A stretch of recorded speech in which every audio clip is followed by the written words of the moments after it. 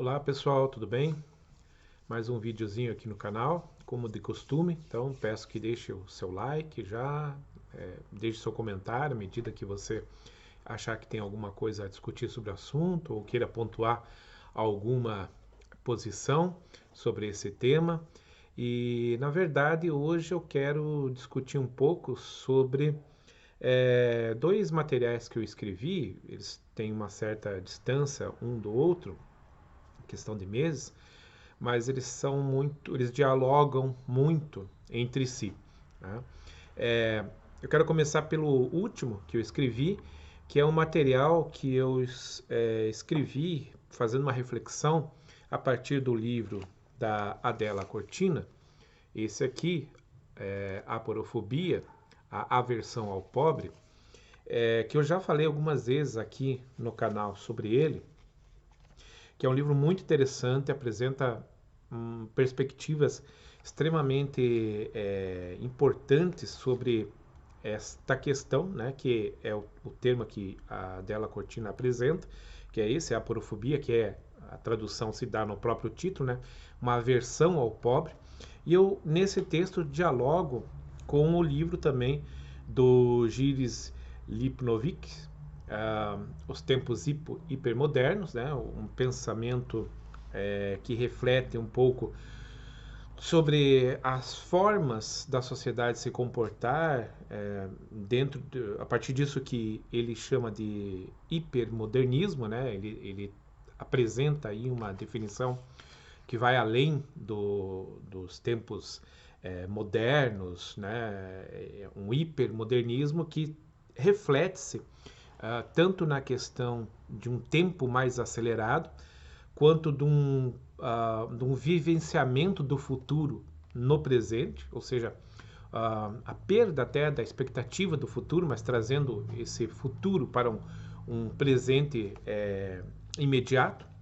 E ele trabalha também como um tripé disso que ele está discutindo, o que ele chama também, né, a partir desse contexto todo, do hiperconsumismo. Tá? E nesse texto que eu vou contrapor, ele, na verdade, apresenta um pouco o que a Adela Cortina quer falar sobre essa questão do aporofobia, que é um fenômeno também moderno, contemporâneo, que representa uma estranheza, uma repulsa pelo pobre.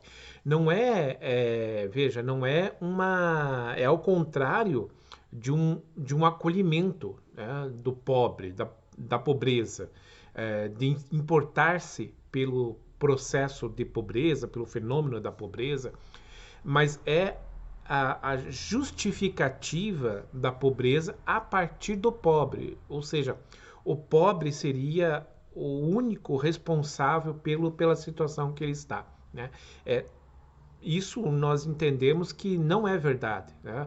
Existe uma série de processos de conjuntura que impossibilitam do indivíduo sair da pobreza e que até promovem um aprofundamento dessa pobreza, promovem uma impossibilidade de que estas pessoas saiam desse processo de empobrecimento que se encontram, né? E aliado a isso, o termo do hiperconsumismo já traz uma extrema valorização do consumo como próprio sentido de vida, né? E é um pouco isso que eu trabalho num outro texto, que é o consumo como sentido de vida, também a partir do livro do Liprovitsky. A partir desse livro aqui dele, que eu faço uma reflexão sobre a vida, né, tendo sentido somente a partir da pobreza.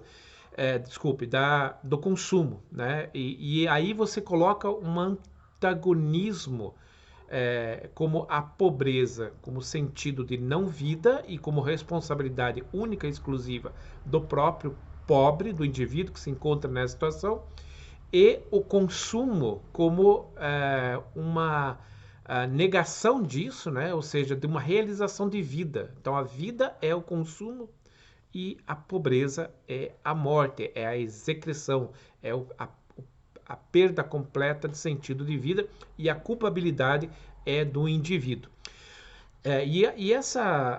O primeiro texto que eu escrevo sobre o consumo como sentido de vida, ele se dá no momento da pandemia, em que em algumas cidades, no primeiro lockdown em termos, né, mas o primeiro cidades que fecharam por algum tempo os seus shoppings, quando se deu o sinal que iria reabrir, haviam filas de pessoas ansiosas por entrarem ali no shopping. E mais, o consumo não é apenas um consumo de necessidade, é um consumo para mostrar, um consumo de aparência, isto é, um consumo em que a pessoa só se tem o sentido realizado na sua vida, não ao consumir, mas ao demonstrar para os demais que ela consumiu. Ou seja, as redes sociais têm então um papel fundamental como impulsador, né, impulsadores desse consumismo exibicionista. Ou seja, eu consumo, esse consumo não é simplesmente para satisfazer um desejo meu, mas ele vai além, porque ele só se torna efetivo se eu puder demonstrar isso para as pessoas, se eu puder externar de forma ampla para todo mundo, para que outros vejam que eu estou consumindo e que estou feliz, então estou realizado ao consumir. Ou seja, participo dessa classe, participo dessa pequeno grupo de pessoas que conseguem consumir e, obviamente, consumir produtos caros, produtos que sejam muito mais de marcas, né, do que propriamente de necessidade. E se tenta agora também criar um outro agregador a isso, que é o sentido de experiência. Né? Então, se fala muito mais na experiência de você ter certos produtos do que o produto em si. Tudo é uma experiência, tudo agora é transformado numa sensibilidade. Eu só quero tocar superficialmente nesse vídeo, né? Podemos continuar com essa discussão, porque eu acho que esses dois pontos tratados aqui, né? Eles se comunicam, eles são a face da mesma moeda, né? São as duas faces da mesma moeda. Isso é um problema, porque gera, obviamente, uma alienação completa da sociedade, tanto no sentido do consumo, no sentido do ser e na possibilidade de você ter empatia com aqueles que são os desvalidos. Né? E isso cria rupturas na sociedade, né? E nós estamos vendo algumas rupturas bastante significativas. E eu acho interessante, já estou me encaminhando para o final desse vídeo, né?